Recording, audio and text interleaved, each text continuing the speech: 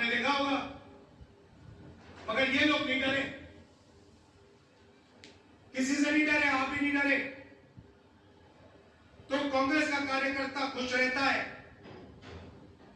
जनता की आवाज सुनता है और डरता किसी से नहीं। इसीलिए मैं उसे टाइगर कहता हूं, शेर, और हमारी शेरनियां भी दिख रही है यहां पे। भाइयों और बहनों, लड़ाई किसकी है? ये संविधान जो है, ये अंबेडकर जी की देन है, महात्मा गांधी जी की देन है, और इसी के लिए कांग्रेस पार्टी लड़ी थी। कांग्रेस के हजारों कार्यकर्ता इसके लिए मरे हैं। और आज यही सवाल है, सवाल यह है, बीजेपी इसको खत्म करना चाहता है। जो भी वो करते हैं, इसको कमजोर करने के लिए करते हैं। चाहे वो अदानी की मदद हो, अग्निवीर योजना हो, जो भी इनका काम है, ये इसको कमजोर करने का काम करते हैं। और जो भी हम करते हैं, चाहे कॉन्स्टिट्यूशन की रक्षा, चाहे मनरेगा हो, भोजन का अधिकार हो, किसानों का कर्ज माफ हो, जो भी हम करते हैं, हम इसकी रक्षा करने के लिए करते हैं। यह फर्क है। वो चाहते हैं कि अंबेडकर जी की मूर्ति रह जाए, अंबेडकर जी की मूर्ति के सामने वो हाथ जोड़ते हैं, मगर फिर 24 घंटे जो अंबेडकर जी का सपना था, उसको नष्ट करने में, खत्म करने में लगा देते। लड़ाई इसी बात की है। और आज मैं आपको यही बताने आया हूं कि राजनीतिक लड़ाई आज हिंदुस्तान में विचारधारा की लड़ाई है। यहां पे दो विचारधाराओं की लड़ाई है। एक आरएसएस, बीजेपी, जो इसको खत्म करना चाहते हैं, जो जाति जनगणना नहीं चाहते, जो रिजर्वेशन को खत्म करना चाहते हैं, और दूसरी तरफ कांग्रेस पार्टी, जो इसकी रक्षा करती है, मर जाएगी मगर इसकी रक्षा करेगी। जिन्होंने आपको रिजर्वेशन दिया, जो रिजर्वेशन को 50% से आगे बढ़ाने का काम करने जा रही है, और जो जाति जनगणना का वायदा करी है और पूरा करेगी उस वायदे को। तो लड़ाई इन दोनों शक्तियों के बीच में है। और हरियाणा इस लड़ाई में, इस बड़े युद्ध में एक युद्ध है। अभी आपने मुझे जलेबी दी, कहाँ है जी, लाइए वो।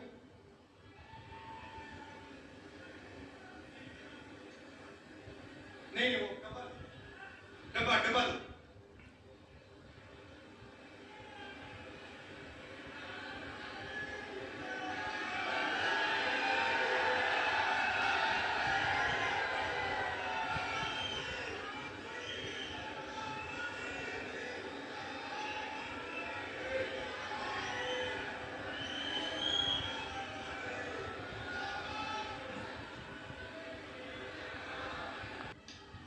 ये,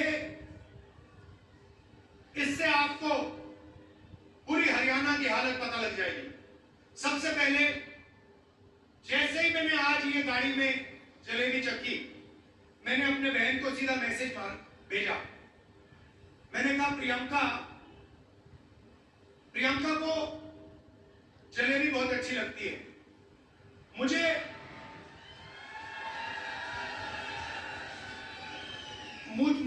आमतौर से दूसरी मिठाई अच्छी लगती है, मगर जैसे मैंने ये जलेबी चखी, मैंने प्रियंका को सीधा मैसेज मारा। मैं पढ़ लेता हूं जो मेरे फोन पे है।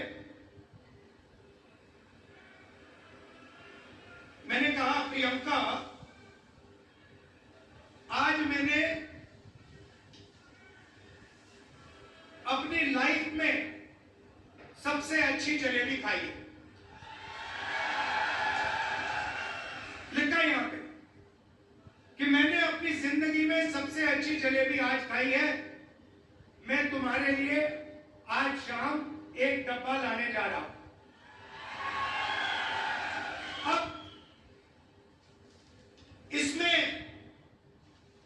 हरियाणा के एक व्यक्ति का खून पसीना है। पूरा कॉन्सेप्ट उन्होंने बनाया, सालों से ये काम कर रहे हैं। होना क्या चाहिए? जैसे मैंने आज दीपेंद्र से गाड़ी में कहा, पुनिया जी से गाड़ी में कहा, होना क्या चाहिए कि ये जो आपकी जलेबी है पूरे हिंदुस्तान में जानी चाहिए। और उसके बाद बाकी देशों में, अमेरिका में, जापान में अलग अलग रूप लेते हुए इसको दूसरे देशों में जाना चाहिए। आज इनकी दुकान में कितने लोग काम करते हैं? इनकी दुकान में कितने लोग काम करते हो? मान लो इनकी दुकान में आज 100 लोग काम करते हैं, तो अगर इनकी जलेबी बाकी हिंदुस्तान में जाएगी, बाकी दुनिया में जाएगी, तो शायद उनकी फैक्ट्री में एक दिन 10,000, 20,000, 30,000, 50,000 लोग काम कर सकें।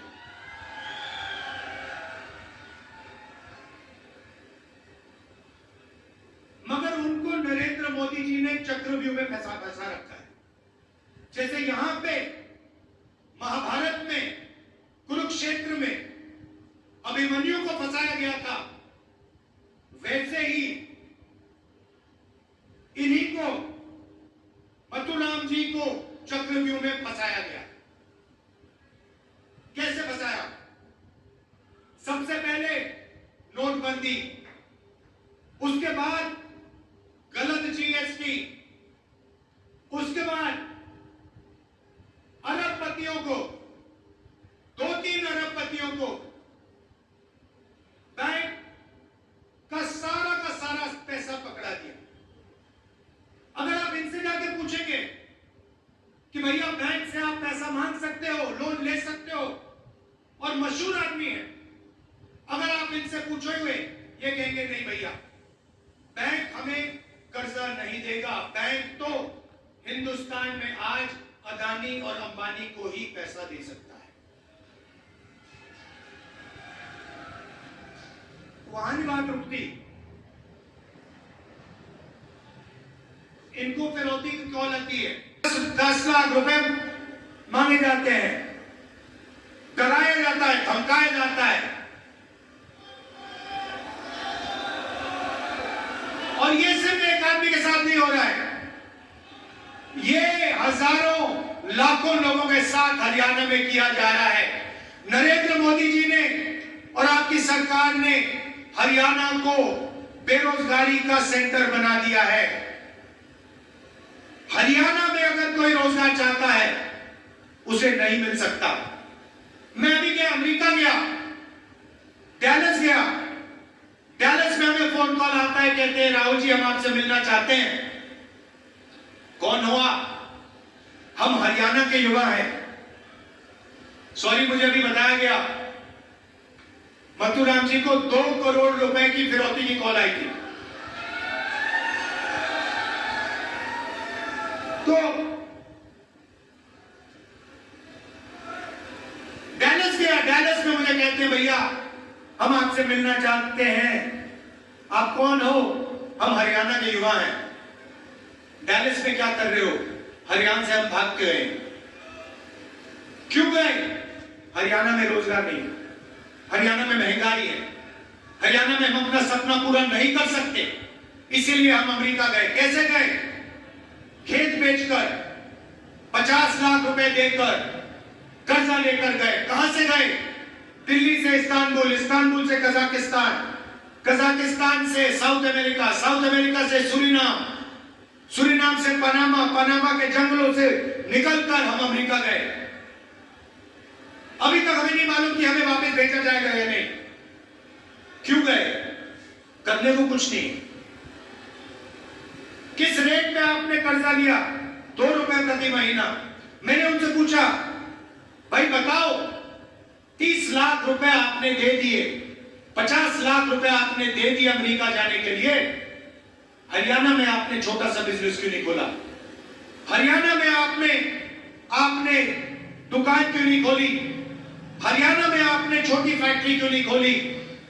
उन्होंने मुझे कहा, राहुल जी, हरियाणा में छोटी फैक्ट्री, छोटा बिजनेस सफल हो ही नहीं सकता, इसलिए हम अमेरिका गए। उसके बाद कहते हैं, राहुल जी एक काम कीजिए हमारे लिए। मैंने कहा क्या? कहते हैं, राहुल जी हम अपने परिवार से नहीं मिल सकते, 10 साल के लिए हम अमेरिका में फंसे हैं। अगर हमारे पिता की मृत्यु होती है, माता जी की मृत्यु होती है, हम अंतिम संस्कार तक नहीं करवा सकते। हमें वीडियो फोन पर अपने पिता माता का अंतिम संस्कार करना पड़ता है। सच्चाई ये हालत है हरियाणा की। राहुल जी आप जाइए, हमारे परिवारों से मिलिए और उन्हें कहिए कि हम ठीक हैं। मैंने कहा, भैया आप वीडियो कॉल पे बात करते हो, मेरे जाने की क्या जरूरत है? कहते नहीं राहुल जी, वो हमारी बात मानते नहीं हैं, वो सोचते हैं कि हम झूठ बोल रहे हैं। आप जाके उन्हें बताइए कि हम ठीक हैं, हम अकेले हैं, सपना पूरा करने के लिए आए हैं, मगर ठीक है। तो वापिस गया, सुबह सुबह करनाल गया, 20-25 परिवारों से मिला।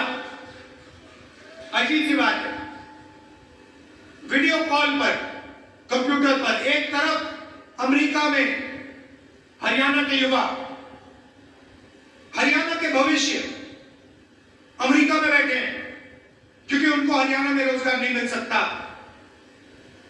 दूसरी तरफ उनके परिवार। बातचीत चल रही थी, मैं सवाल पूछ रहा था। एक मां मुझे बता रही थी कि उसके बेटे को हर रोज अमेरिका में कोई आके पीटता है, एक्सीडेंट हो गया उसका, पेट की सर्जरी हुई, चल नहीं पाता है, खा नहीं पाता है, वो उसको देख नहीं पाई, मिल नहीं सकती उससे, और जब ये बातचीत कर रहे हैं एकदम से एक चीख उठती है, चिल्लाता हुआ बच्चा भागता है कंप्यूटर के पास, कंप्यूटर को ऐसे पकड़ता है, चिल्लाता है, पापा पापा पापा वापस आओ, वापस आओ पापा, वापस आओ। पापा देखते हैं उसको, मुस्कुराते हैं, रोना चाहता है क्योंकि वो अपने बच्चे को 10 साल के लिए नहीं देखेगा। मगर हरियाणा के लोगों के जैसे, कांग्रेस के हमारे जो कार्यकर्ता है वैसे,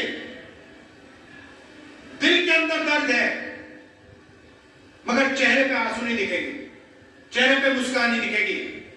वैसे ही वो युवा रोते हुए बच्चे को कहता है, बेटा घबराओ मत, सब कुछ ठीक है, वापस आ जाऊंगा। अपने बच्चे से उसको झूठ बोलना पड़ता है, वापस नहीं आएगा, 10 साल के लिए वापस नहीं आ सकता है। बीजेपी की सरकार की देन है, नरेंद्र मोदी जी की देन है। ऐसा हरियाणा हमें नहीं चाहिए। यहां पे अदानी जी के लिए, अंबानी जी के लिए, अरबपतियों के लिए सब कुछ होता है। आप अग्निवीर योजना की बात करते हो, अग्निवीर योजना का क्या मतलब है? नाम दे रखा, बड़ा सुंदर नाम दिया है, अग्निवीर। इस योजना का एक ही लक्ष्य है कि जो पहले हिंदुस्तान के जवानों के जेब में पैसा जाता था, पेंशन का पैसा जाता था, कैंटीन का पैसा जाता था, जब वो शहीद होते थे उनको जो कॉम्पेंसेशन मिलती थी, अग्निवीर उस पैसे को छीनने का तरीका है। नाम दिया, बड़ा सुंदर नाम दिया है, मोदी जी ने सोच के दिया है। देशभक्ति की भावना है, उससे खिलवाड़ करने का यह नाम है। उसको अग्निवीर योजना नहीं देना चाहिए नाम, उसका सच्चा नाम है अदानी योजना। है कि हिंदुस्तान की डिफेंस का बजट जो जवानों की ट्रेनिंग में जाता था, उनकी पेंशन में जाता था, उनके शहीद दर्ज में जाता था, उनकी कैंटीन में जाता था, वो पैसा डाइवर्ट करके अदानी जी के जेब में चला जाए। आप जाइए, गूगल पे जाइए, अच्छा मीटिंग के बाद जाइए, अदानी डिफेंस कंपनी का नाम लिखिए गूगल पे, उसमें आपको हथियार दिखेंगे, ड्रोन दिखेंगे, कारतूस दिखेंगे, राइफल दिखेगी, असॉल्ट राइफल दिखेगी, पिस्तौल दिखेगी, सब दिखेगी। एक भी हथियार अदानी ने नहीं बनाया है। सारे के सारे हथियार इजरायली कंपनी और अमेरिकन कंपनियों ने बनाए हैं। अदानी जी का लेबल है, जैसे अग्निवीर योजना लेबल दिया है, वैसे ही वहां पे अदानी डिफेंस लेबल दिया है। अदानी डिफेंस सिर्फ इजरायली हथियार हिंदुस्तान में बेचने का काम करता है, अमेरिकन हथियार हिंदुस्तान में बेचने का काम करता है। अग्निवीर से जवानों का पैसा छीना और अदानी डिफेंस के माध्यम से जवानों का पैसा अदानी जी के जेब में डाला। यही सिस्टम चल रहा है।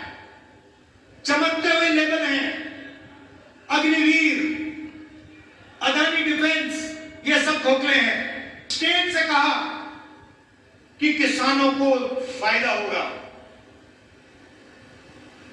देश के सारे किसान सड़क पे आ गए।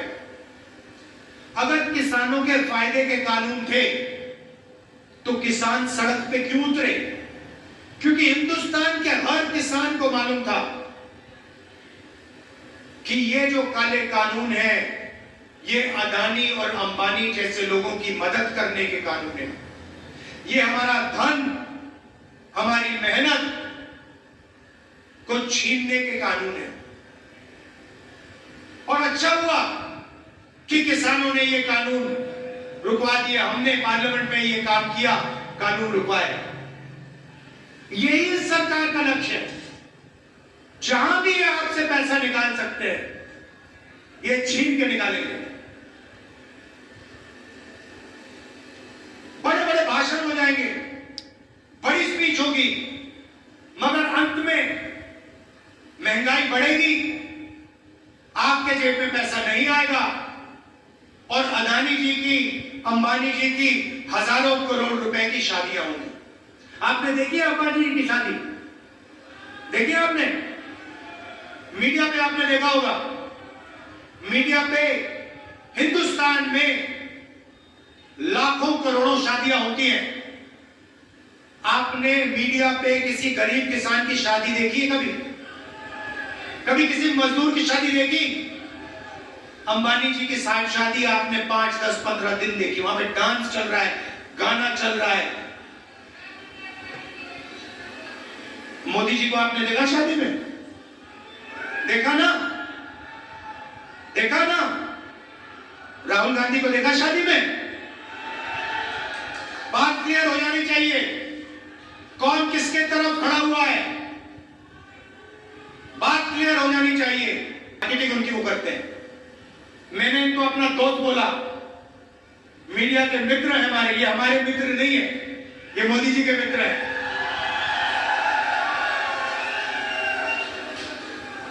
मुद्रा पोर्ट में 3000 किलो हेरोइन पकड़ा जाता है।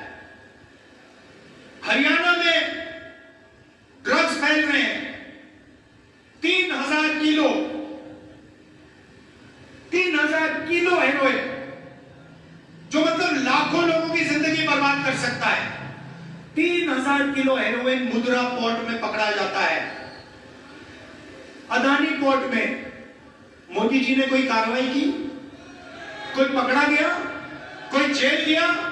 मोदी जी ने कहा कि मैं पता लगाऊंगा किसके ड्रग्स हैं, कैसे पकड़े गए, मैं पकड़ूंगा। बोला? एक शब्द नहीं बोला। क्यों? क्यों नहीं?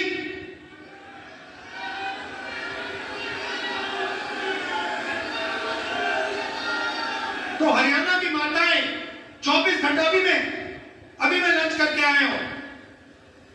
पहली बात उन्होंने बोली, राहुल जी हरियाणा में ड्रग्स फैल रहा है। पूरा हरियाणा जानता है कि हरियाणा में ड्रग्स फैल रहा है। मुद्रा पोर्ट में हजारों किलो पकड़ा जाता है, यही तो आएगा वो ड्रग्स, यही तो आएगा। मोदी जी ने एक शब्द नहीं बोला, मीडिया ने कहीं नहीं लिखा, कहीं नहीं बोला कि अदानी के पोर्ट में हजारों किलो हेरोइन पकड़ा गया है। शादी दिखा देंगे, डांस नाच गाना दिखा देंगे, मगर अदानी जी के जो पोर्ट में ड्रग्स निकलेगा उसके बारे में कभी नहीं बोले। कल भाषण में प्रियंका ने, हुडा जी ने, शैलजा जी ने, सबने बोला कि लोगों की रिस्पेक्ट होनी चाहिए।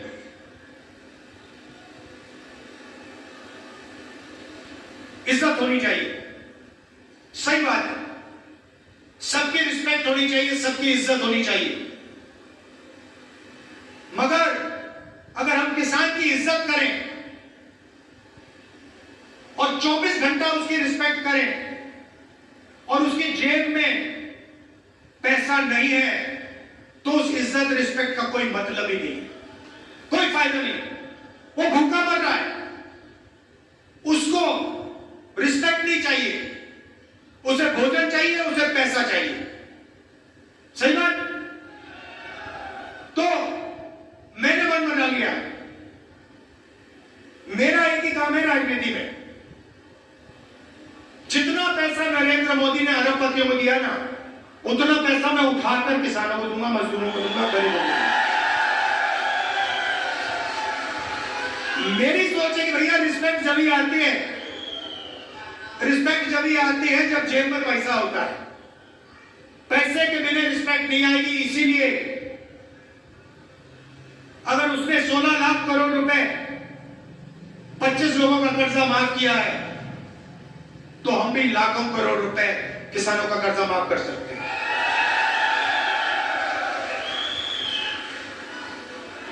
हरियाणा में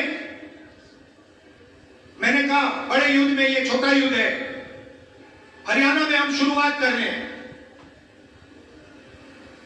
महिला शक्ति योजना, 2000 रुपए हर महीने हरियाणा की महिलाओं के बैंक अकाउंट के अंदर। आप आज 1200 रुपए का सिलेंडर खरीदते हो, चुनाव के बाद उसका दाम 500 रुपए होगा, 700 रुपए आपके जेब के अंदर एक्स्ट्रा। 2 लाख सरकारी रोजगार खाली पड़े। नरेंद्र मोदी जी ने अरबपतियों को कॉन्ट्रैक्ट में दे रखे हैं, ठेकेदारी प्रथा चला रखी है। 2 लाख युवाओं को हरियाणा में कांग्रेस पार्टी की सरकार परमानेंट जॉब देने जा रही है। और भाइयों बहनों, एक बात अच्छी तरह समझ लो, ये जो नौकरियां हैं, 2 लाख नौकरियां हैं, ये 36 बरादरियों को मिलने वाली है। हरियाणा में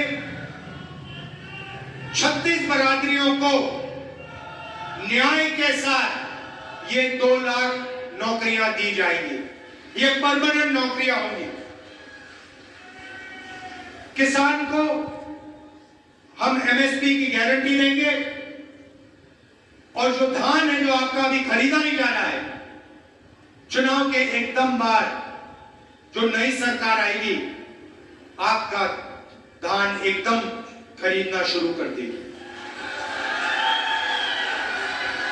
300 यूनिट बिजली फ्री में, और जैसे हमारा राजस्थान का प्रोग्राम था, 25 लाख रुपए का हेल्थ इंश्योरेंस। किडनी का ऑपरेशन कराना हो, दिल का ऑपरेशन कराना हो, कैंसर हो, प्राइवेट अस्पताल में आपको 25 लाख रुपए तक मिलेंगे इलाज करवाने के लिए। भाइयों बहनों, हिंदुस्तान में पैसे की कोई कमी नहीं है। लोग कहते हैं हिंदुस्तान में गरीबी है। हिंदुस्तान गरीब नहीं है, हिंदुस्तान के लोग गरीब हैं। हिंदुस्तान में 30-25 अरबपति हैं, लाखों करोड़ रुपए पड़ा है उनके पास। हिंदुस्तान गरीब नहीं है, हिंदुस्तान की जनता गरीब है, हिंदुस्तान का किसान गरीब, हिंदुस्तान का मजदूर गरीब, मगर पैसे की कोई कमी नहीं है। पैसा इधर पड़ा हुआ है, बस पैसा ठीक से बांटना है, और इतना मुश्किल भी नहीं है, इतना मुश्किल नहीं है, आसानी से किया जा सकता है। तो ये मैं आपसे कहना चाहता था, हरियाणा देश को रास्ता दिखाने वाला प्रदेश है। आप आज आप क्राइम में नंबर 1 पे हो, क्राइम पे नंबर 1 पे हो, बेरोजगारी में नंबर 1 पे हो, आपको रोजगार में नंबर 1 होना चाहिए, आपको रास्ता दिखाना चाहिए, देश को रास्ता दिखाना चाहिए, और आप दिखाते थे। पहले सारा का सारा देश हरियाणा की ओर देखता था, कहता था देखो हरियाणा में कैसा विकास हो रहा है। सही बात है, पूरा देश कहता था देखो हरियाणा में देखो क्या हो रहा है। वो हरियाणा हमें वापस चाहिए, सेफ हरियाणा, सुरक्षित हरियाणा, प्रगति वाला हरियाणा, ये हम करवा के दिखाएंगे। आखिरी बात, लड़ाई दो विचारधाराओं के बीच में है। एक तरफ कांग्रेस पार्टी कहती है कॉन्स्टिट्यूशन, संविधान की रक्षा, दूसरी तरफ बीजेपी कहती है इसको खत्म करो। लड़ाई इन दोनों के बीच में है, और बीच में आजकल बीजेपी के ABCDEF टीम पड़ी हुई, अलग अलग पार्टियां घूम रही हैं, वो सारे के सारे बीजेपी के सपोर्टर हैं, सारे के सारे बीजेपी के सपोर्टर हैं।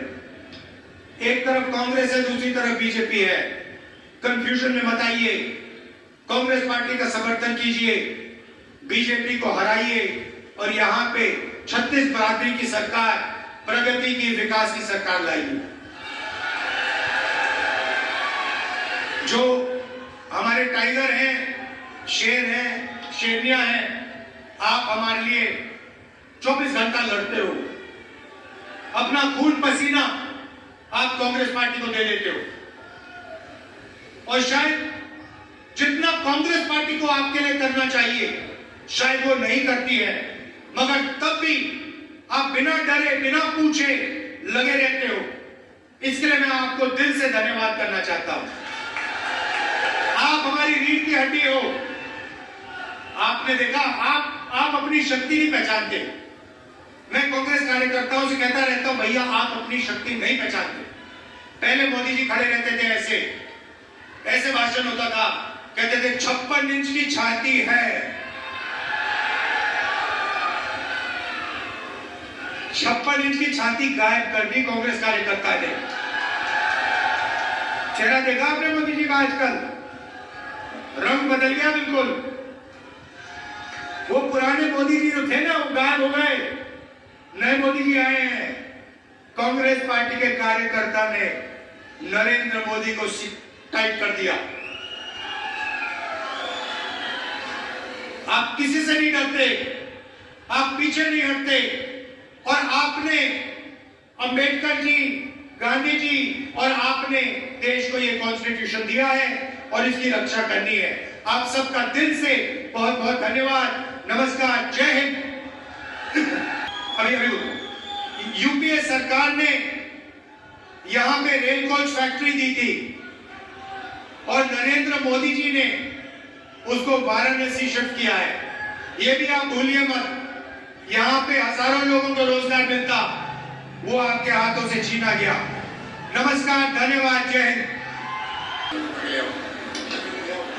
मैं राहुल जी का बड़ौदा और गोहाना की जनता से